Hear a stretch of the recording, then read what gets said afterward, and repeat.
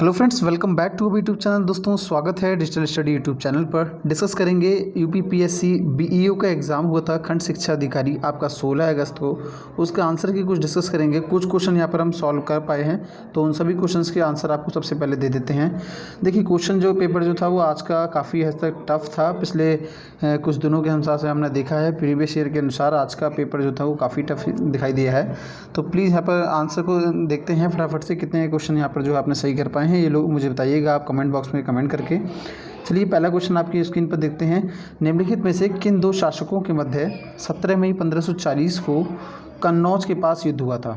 देखिए, कन्नौज के पास जो युद्ध हुआ था 17 मई 1540 को, ये हुआ था आपका शेरशाह और हुमायूं के बीच में।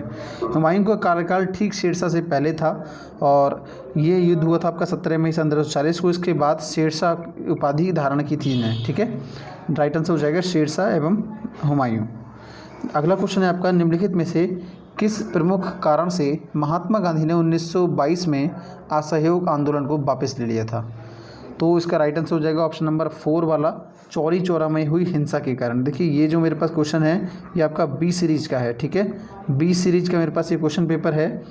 और अगला क्वेश्चन देखते हैं, गदर पार्टी के निम्नलिखित में से कौन संबंधित थे? गदर पार्टी से कौन संबंधित थे इनमें से? तो देखिए, लाला हरदयाल ने इनकी स्थापना की थी। उसके बाद में ये दोनों मेंबर थे, दारुल बरकतुल्लाह और पंडित रामचंद्र दोनों मेंबर थे, सिवाय खुदीराम बोस के, ठीक है। खुदीराम बोस इसके मेंबर नहीं थे। ऑप्शन नंबर डी आपका इसमें सही आंसर होना चाहिए। नेक्स्ट क्वेश्चन आपका है क्वेश्चन नंबर 4, निम्नलिखित में से कौन सा सुमेलित नहीं है? नील विद्रोह है आपका 1859 से लेकर 60 तक, जयंती विद्रोह है आपका 60 से लेकर 63 तक, कुकी विद्रोह 1860 से 1890 तक। देखिए, कुकी विद्रोह जो है इसमें दिया गया है 90 तक, लेकिन ये आपका 1844 से था। मैं जहाँ तक मैं समझता हूँ 1844 से रहा होगा, ठीक है। आगे यहाँ पर देखते हैं आपका कुका विद्रोह, तो इसका right answer option number C वाला इसमें सही हो जाएगा, ठीक है। अगला क्वेश्चन देखते हैं आपका, निम्नलिखित में से नेताओं में से किसने कहा था, मैं तो एक भारतीय नगाड़ा हूँ जिसका कार्य सोते हुए को जगाना है ताकि वे अपनी मातृभूमि के लिए जागें और कार्यरत हो सकें? तो ये कथन है आपका महात्मा गांधी का, ठीक है। ऑप्शन नंबर बी आपका इसमें सही होगा। अगला क्वेश्चन देखेंगे, निम्नलिखित में से कौन सा पोषक तत्व दलहनी फसलों में गांठ गठन के लिए आवश्यक होता है? तो देखिए, इसका राइट आंसर हो जाएगा नाइट्रोजन। ऑप्शन नंबर ए आपका सही हो जाएगा, जो गांठ में दलहन फसलों में गांठ गठन के लिए आवश्यक है। अगला क्वेश्चन है आपका क्वेश्चन नंबर 10, उत्तर प्रदेश में पहला तैरता ऊर्जा संयंत्र निम्नलिखित में से किस बांध पर बना है? तो ये बना है आपका रेहंद बांध पर, ठीक है। रेहंद बांध पर बना है पहला तैरता ऊर्जा संयंत्र केंद्र, ठीक है। अगला क्वेश्चन, उत्तर प्रदेश के निम्नलिखित में से कौन सा जिला संतरे का सर्वाधिक उत्पादक है? संतरे का सर्वाधिक उत्पादक आपका यदि देखा जाए पूरे उसमें तो आपका नागपुर होता है, ठीक है। लेकिन पूछा उत्तर प्रदेश का तो हो जाएगा यहाँ पर सहारनपुर। ऑप्शन नंबर सी आपका इसमें सही हो जाएगा। अगला क्वेश्चन है, उत्तर प्रदेश के निम्नलिखित नगरों में से किसमें भारतीय दलहन अनुसंधान संस्थान स्थित है? किस शहर में है भारतीय दलहन अनुसंधान संस्थान? लखनऊ, वाराणसी, मेरठ या फिर कानपुर में? वाराणसी में। तो ये है आपका इसमें राइट आंसर। तो इसके लिए राइट आंसर हो जाएगा आपका कानपुर में, ठीक है। ऑप्शन नंबर सी आपका इसमें सही हो जाएगा, भारतीय दलहन अनुसंधान संस्थान कानपुर में है। अगला क्वेश्चन देखेंगे। अगला क्वेश्चन नंबर 13 हमारे पास दिया हुआ है। इस सूचियों को मिलान करना है आपको इसमें से। तो ये बीबी गिरी राष्ट्रीय श्रम संस्थान, भारतीय सब्जी अनुसंधान संस्थान, पंडित दीनदयाल उपाध्याय पशु चिकित्सालय और क्षेत्रीय रेल प्रशिक्षण संस्थान। तो देखिए, इसका राइट आंसर हो जाएगा आपका ऑप्शन नंबर सी वाला। अब यहाँ पर देखते हैं आपका ऑप्शन जो आपका बीबी गिरी राष्ट्रीय श्रम संस्थान है वो आपका नोएडा में है, ठीक है। इसका आपका 4 से मिलान करेंगे। सब्जी अनुसंधान जो है वो आपका वाराणसी में है, ठीक है। नेक्स्ट आपका पंडित दीनदयाल उपाध्याय पशु चिकित्सा विश्वविद्यालय कहाँ पर है? ये आपका मथुरा में हो जाएगा। और भारतीय रेल प्रशिक्षण संस्थान कहाँ पर है? उत्तर प्रदेश के गाजीपुर में है, ठीक है। नेक्स्ट क्वेश्चन देखते हैं, उत्तर प्रदेश के बारे में निम्नलिखित कथनों पर विचार कीजिए। यह देश में सर्वाधिक दूध उत्पादक राज्य है। इसमें देश का अधिकतम आलू की खेती की जाती है। यह देश का प्रमुख गन्ना उत्पादक राज्य है। धान के उत्पादन में देश में इसका तीसरा स्थान है। तो इसका राइट आंसर हो जाएगा दोस्तों ऑप्शन नंबर बी वाला। देखिए उत्तर प्रदेश के बारे में तीनों कथन सही हैं, पहला, दूसरा और तीसरा। यह देश का सर्वाधिक दूध उत्पादक राज्य है। सेकंड है आपका इसमें देश में अधिकतम आलू की खेती आपको उत्तर प्रदेश में ही होती है। यह देश का प्रमुख गन्ना उत्पादक राज्य भी है, लेकिन धान उत्पादन में आपका दूसरे नंबर पर है। ठीक है, तो राइट आंसर हो जाएगा 14 का बी। नेक्स्ट क्वेश्चन है आपका क्वेश्चन नंबर 15। उत्तरी भारतीय शास्त्रीय संगीत का बाइबिल ग्रंथ से संबंधित है। तो देखिए बाइबिल ग्रंथ से संबंधित आपका सूर सागर से नहीं है, सूफीनामा से नहीं है, नाट्य शास्त्र नहीं है। ऑप्शन नंबर सी सही हो जाएगा, नाद विनाद से संबंध है। ठीक है, अगला क्वेश्चन देखते हैं। नेक्स्ट क्वेश्चन है आपका विश्व स्वास्थ्य संगठन के अनुसार जनवरी 2020 में निम्नलिखित में से कौन सा देश विश्व में खसरे के सबसे अधिक प्रकोप से प्रभावित रहा था। देखिए करंट का जो क्वेश्चन आया है वो आपके जनवरी से ही आए हैं, ध्यान दीजिए। करंट के जो क्वेश्चन है वो जनवरी से आए हैं, इसका मतलब पेपर जो है ये आपका जो 22 मार्च को होना था ये पेपर पहले ही छपा रखा था। ठीक है, और आपका जो है पेपर आपका पोस्टपोन्ड हो गया और वो आज हुआ है 3 महीने बाद। ठीक है, तो ये आपकी करंट अफेयर्स जनवरी की आई है इसमें।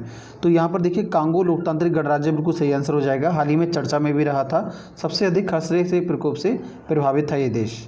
अगला क्वेश्चन है आपका 20वां। अफ्रीका महाद्वीप के निम्नलिखित में से किस देश में भारत ने प्रथम महात्मा गांधी कन्वेंशन सेंटर 2020 खोला है। देखिए सभी क्वेश्चन जनवरी के आए हैं करंट अफेयर्स के, तो ये खोला है आपका भारत ने आपका नाइजर में। ठीक है, ऑप्शन नंबर ए सही हो जाएगा, नाइजर में। ठीक है, नेक्स्ट क्वेश्चन है आपका क्वेश्चन नंबर 21।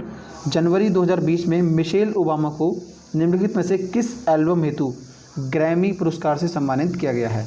किस एल्बम के लिए ग्रैमी पुरस्कार सम्मानित किया है, तो ये किया है आपका वाइट रोज। ये भी आपका जनवरी का ही करंट अफेयर्स का क्वेश्चन है, सभी करंट आपका जनवरी से रिलेटेड है। अगला क्वेश्चन देखेंगे। विश्व आर्थिक मंच द्वारा जारी वैश्विक प्रतिस्पर्धा सूचकांक 2020 के अनुसार निम्नलिखित में से कौन सा सम्मिलित नहीं है। ये बात सही है, स्विट्जरलैंड फर्स्ट नंबर पर था, ये तो आपका हो नहीं सकता। भारत आपका 72वें नंबर पर है, ये भी बिल्कुल बात सही है। अब बात आती है सिंगापुर और यूएसए के बारे में।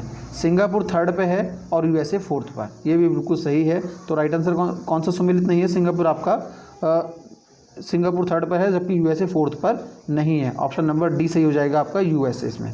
ठीक है, अगला क्वेश्चन देखते हैं इसमें। अगला क्वेश्चन है आपका क्वेश्चन नंबर 24 है। सन 2020 में COP26 का आयोजन निम्नलिखित में से किस शहरों में से किस में प्रस्तावित है। तो ये आपका ग्लासगो में प्रस्तावित है और बाद में ये स्थगित हो गया था। ऑप्शन नंबर ए आपका इसमें सही हो जाएगा, ग्लासगो। ठीक है, अंतिम क्वेश्चन देखते हैं आपका क्वेश्चन नंबर 30 दिया हुआ है हमारा। भारत की निम्नलिखित नदियों में से कौन सी दामोदर नदी की सहायक नदी नहीं है। दामोदर नदी की सहायक नदियाँ देखिए होती हैं आपकी कोनार है, बोकारो है, बराकर है, ये सभी क्या हैं आपकी, ये सहायक नदियां हैं। और जब ये दामोदर नदी कहाँ पहुँचती है आपका, ये पहुंचती है तमिलनाडु में। ठीक है, सॉरी माफ़ कीजिएगा, धनबाद में। ठीक है, झारखंड में। तो झारखंड में आकर ये जो ऑप्शन दिया है आपका जमुनिया, ये नदी मिलती है आपकी धनबाद डिस्ट्रिक्ट में। ठीक है, यदि आप मैप के माध्यम से पढ़ेंगे तो ये सब चीज़ें आपको पता होंगी।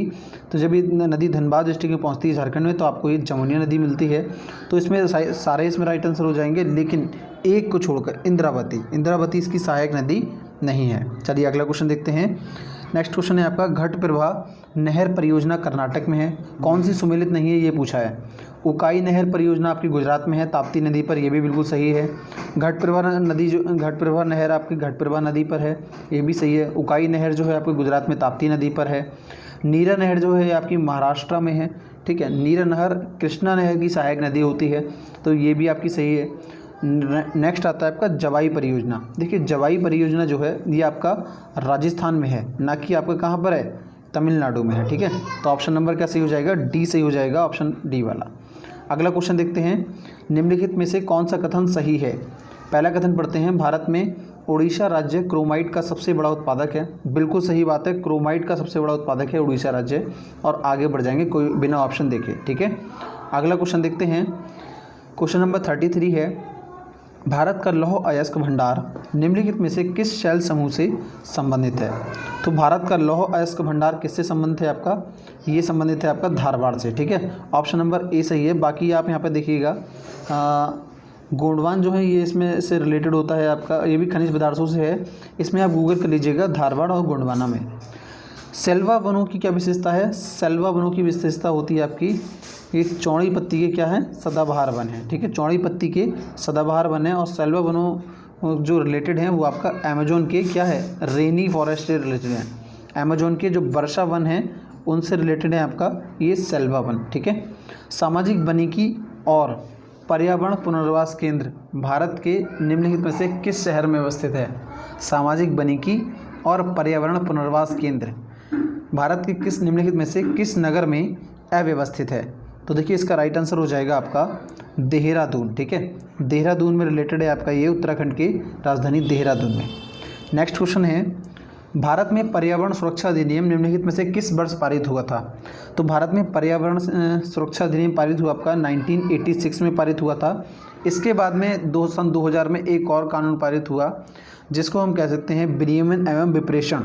ठीक है, ये एक कानून पास हुआ था सन 2000 में। ये भी आपका किससे रिलेटेड था? आपका ध्वनि प्रदूषण से रिलेटेड था सन 2000 में। तो यदि ध्वनि प्रदूषण की बात होती तो आपका 2000 में एक कानून पास हुआ था और पर्यावरण सुरक्षा अधिनियम पास हुआ था आपका 1986 में।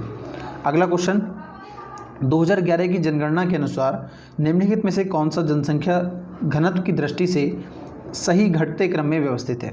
तो आपको पता है सबसे ज़्यादा किसकी थी आपकी जनसंख्या घनत्व? बिहार की थी। ठीक है, तो ऑप्शन देखिए, सबसे पहले बिहार होना चाहिए। बिहार आपका बी में है और डी में है। ठीक है, उसके बाद देखिए उत्तर प्रदेश की हमें पता है, बिहार के बाद सीधा बंगाल है। ठीक है, तो बिहार के बाद सीधा बंगाल, ऑप्शन नंबर डी में सही है।